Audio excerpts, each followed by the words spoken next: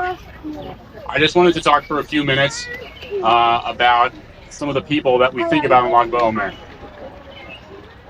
The first person, I'm not sure the first person that comes to mind. The first person is either Rabbi Akiva or Rav Shimon Bar Yochai. And what's interesting about Rabbi Akiva is we think about Rabbi Akiva on BaOmer in relation to the 12,000 pairs of Talmidim, the 24,000 students that he had who died during the period of the Omer, and maybe stopped dying on BaOmer. And the Gemara, which tells us this story and the context in which the story comes up, is something which is really interesting, because the story is introduced by quoting a pasuk from Kohelet, and the pasuk says this: "BaBoker zera zarecha v'la'erev al tanach yadecha." To sow your seed in the morning and don't hold back your hand in the evening. Since you don't know which is going to succeed, the one or the other, or if both are equally good. And the Gemara says that that you should sow your seed in the morning and also not bum out in the afternoon.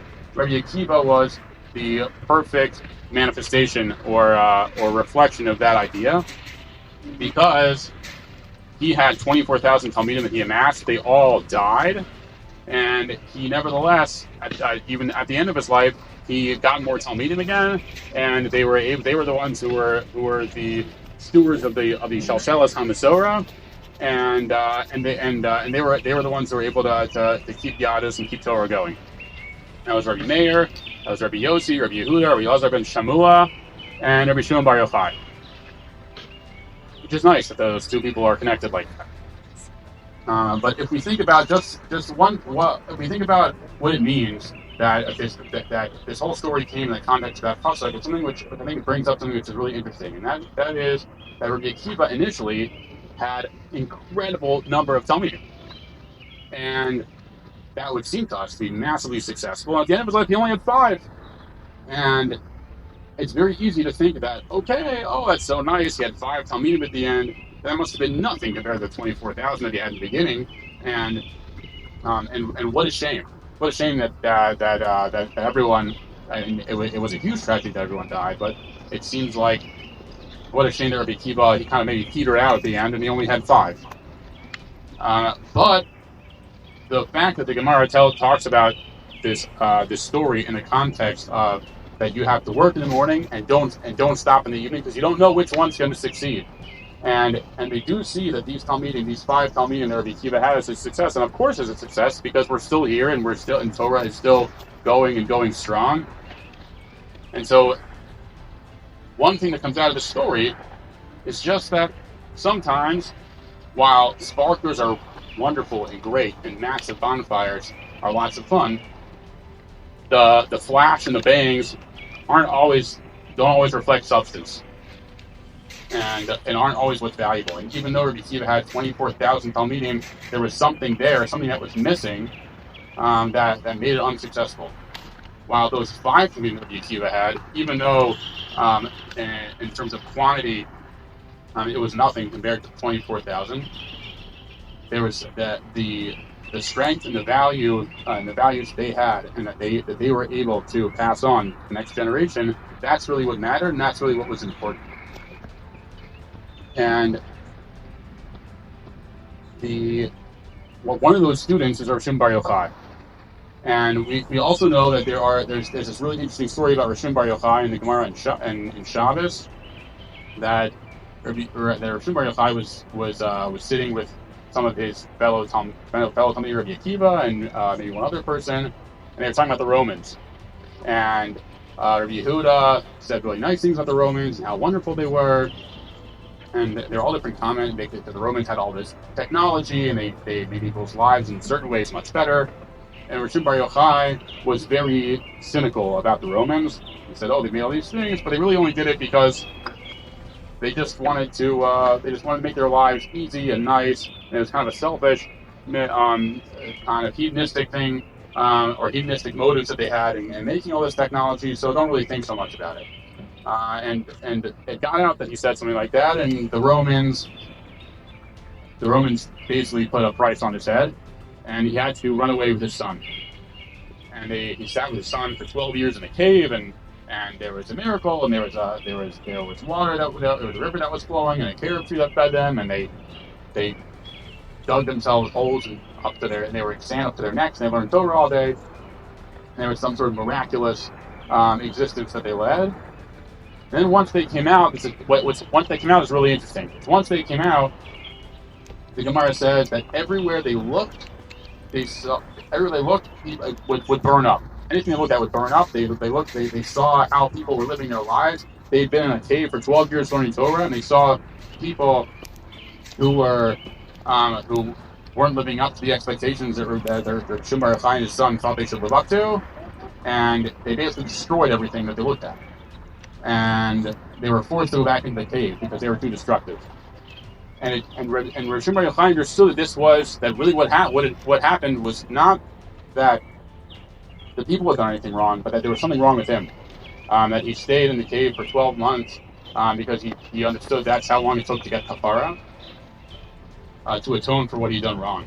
And the question is, what was it that was wrong?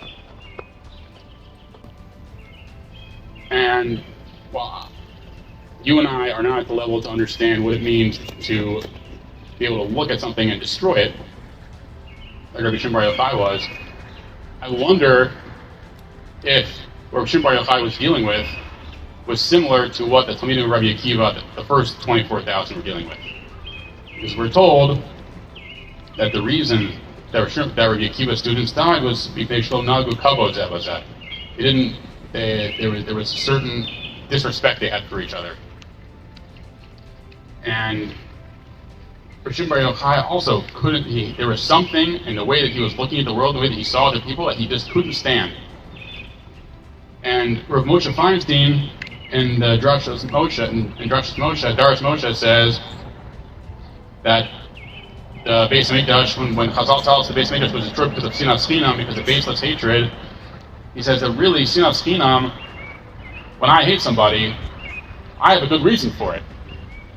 But that doesn't mean that it's baseless. That there's always a good reason for Sinas Chinam. There's always a good reason to hate other people.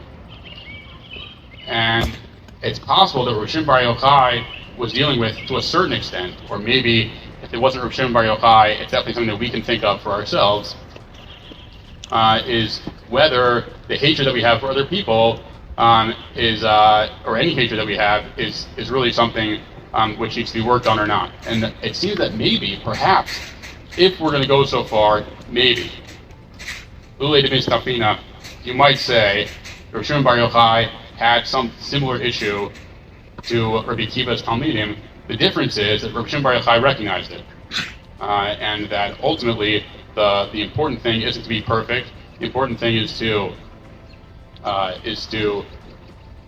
recognize the imperfections that we have and work on them and get better. That's really anything that's all that we're supposed to do. We're not malachim, we're human beings. And so if you think about BaOmer as a time to come back from the lo nagu kavod zeh b'zeh, these Talmidim of Rabbi Akiva who didn't have proper kavod for each other, and it's something that Shimon Bar Yochai definitely worked on, and along with, and I wonder if they really are disconnected. This idea that it's not necessarily the flash and the glitz and the things that look great which are important, but even though sometimes it's those things which are small, and you have to focus on the small things in order to really make a difference. And sometimes, perhaps, we focus. If you try to grab too much, it might even seem like you've gotten it, but really you haven't done anything, because it's hard to make a difference on a really huge scale in a way that's really meaningful. And so on BaOmer, I think these are two really wonderful things to think about.